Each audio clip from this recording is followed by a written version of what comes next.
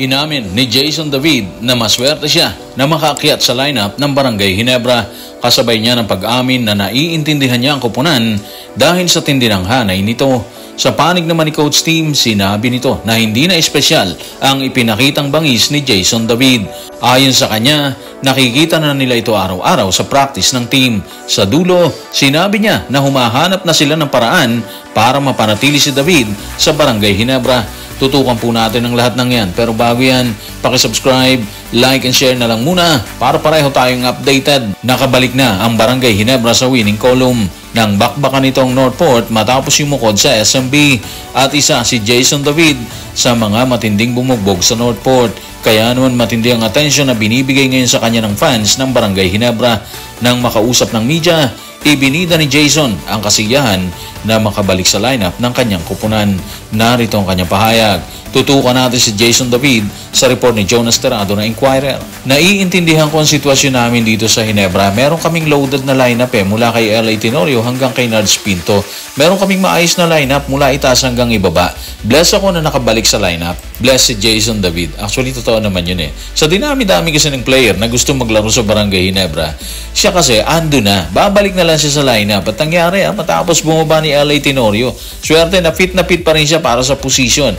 And the rest is history, sabi nga nila, di ba? Nag-perform ng maayos si David, 25 points, 9 rebounds, 3 assists, and 2 steals sa loob ng 21 minutes, Grabe yun, Hindi biro yun. Bagong akyat sa team pero kumamada ng ganong kalaki. So, ano yung sikreto? Well, para sa akin, tiwala na magkabilang side. Sa side ni Coach Team at sa side ni Jason David. Nagtiwala si Coach Team, nagtiwala din si David sa sarili niya na kaya niya makipagsabayan sa loob. Resulta, panalo Barangay Ginebra. Alam naman natin na hindi kulang ang Barangay Ginebra, di ba? Marami siyang player na kayang kumamada. Siguro kailangan lang talaga nila ng isang spark plug nung gabing yun. At ayun, si David na naging spark plug ng grupo. Loaded naman talaga Ginebra Ang dami nilang players na kayang-kayang pumutok. Tingin nga ni Coach yung kalaban nila Gilas kapag kaharap nila yung Ginebra. Ang dami kasing player ng Gilas sa kanila, di ba? Kaya doon pa lang siguro, alam mo na may kalalagyan ng mga kalaban nila sa oras na pumutok ang bawat isang player nito. Kung nagpahayag ng kasiyahan si Jason David nang makabalik sa lineup ng Barangay Ginebra, inamin naman ni Coach Team na hindi na siya nagulat sa ipinakitang bangis ni Jason. Inamin din niya na matagal na silang naghahanap ng paraan para maipasok ito sa lineup. Pero dahil ayaw niyang magtanggal ng mga veterano sa kupunan, hindi ito nagkaroon ng katuparan. Narito ang kanyang paglalahad. Tutukan natin si Coach Team sa report ni Mark Escarlote ng Daily Tribune. Hindi ito actually special Pasensya na, hindi ito special. Ginagawa na niya yan araw-araw sa practice Matagal na kaming umahanap ng paraan para maipasok siya sa lineup. Pero dahil may mga veterano kami sa lineup, ayaw naman namin natanggalan sino man sa mga veterano.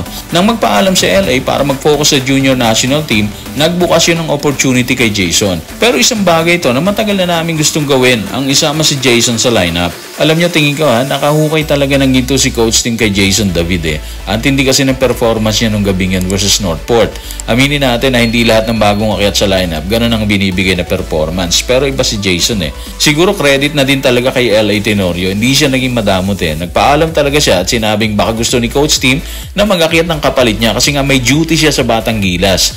Kung si Coach Team kasi tatanungin, mahirap kasi nga ayaw niya magtanggal ng mga veterano sa kanyang team. Para sa akin, maganda yung decision ni LA. Nagkaroon ng option or siguro pagkakataon na rin para makahanap ng mas productive si Coach Team. Sa kabutihang palad, hindi siya nagkamali talaga na ipasok niya ang kailangan nila sa team, lalo na at all Filipino ang labanan dito. Magagamit niya ng gusto si Jason David. Tapos may Barrientos at Scotty Thompson pa sila, di ba? Loaded na loaded ang Barangay Ginebra. Siyempre maaga pa para umasa ang lahat na makapasok sila sa finals. Napakaaga pa para dyan. Hindi natin alam kung anong mangyayari. Andyan din kasi ang Meralco. Determinado silang dumipensa sa titulo nila, di ba? Ang TNT na naghahabol ng Grand Slam, andyan din sila. Ang SMB nagutom na rin sa kampyonato at ang Magnolia na magandang pinapakita sa ngayon. Kaya isa lang sigurado natin dito. Maganda makikita nating bakbakan. Matapos aminin ni Coach Team na hindi na bago or hindi espesyal ang pinakita ni Jason David dahil ginagawa niya ito sa practice, Tuluyan na nitong inamin na humahanap sila ng paraan para manatili ito sa lineup, pananatiling posibleng maghatid ng bagong pag-asa sa fans ng Barangay Ginebra na sobrang dismayado sa mga nakaraang komperensya. Narito ang kanyang paglalantad. Tutukan natin si Coach Tim sa report ni Mark Escarlote ng Daily Tribune. Umaasa kami na makapagbukas kami ng slot para manatili sa lineup si Jason. Obviously, kailangan niyang manatili. Tamang decision po yun. Ikaw ba naman sa kalidad ng laro ni Jason, kung ikaw yung coach, hindi mo ba iisipin na sana mapanatili mo siya sa lineup? Gagawin mo yan for sure, di ba? Tatrabahuin mo talaga yan, ano man ang mangyari doon. Kailangan mapanatili siya.